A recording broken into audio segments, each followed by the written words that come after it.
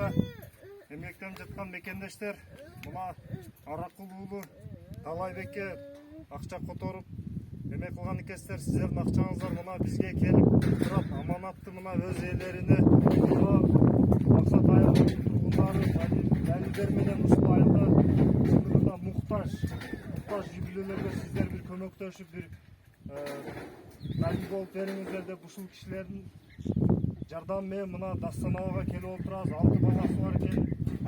Өзүнүн жашоосундай оор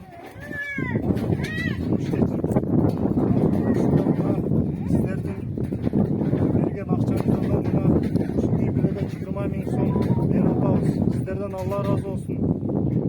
Кудай сиздер бирөөгө бирде берген болсоңуздар, Кудай сиздерге чексиз рызыкларды берсин. Үй-бүлөңүздөр менен жакшы жашоодо, бакубат жашоодо жашаңыздар. Мына биз ушул Баткенден, мен өзүм тааныштырып кетсем, Баткен областына караштуу Кызылбел айылынын жашоочусумун.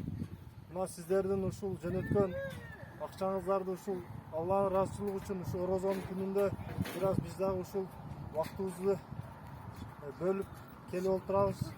Мынакей Дастанабага 20 000 сом берип атабыз.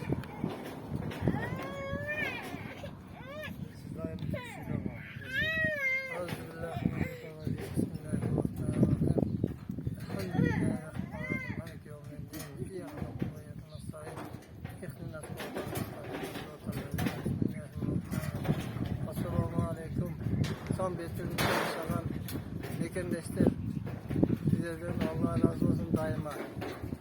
Daima sizler var, bizler var. Sanki şunca kömekteşken için sizlerden Allah razı olsun. Rahmat. Var olun, aman olun da daima tapmanızlar berekeli olsun. Rabbena atina fid dunya haseneten ve qina adhaben nar. Rahmetke amin. Jazakallahu khairan. Saparlar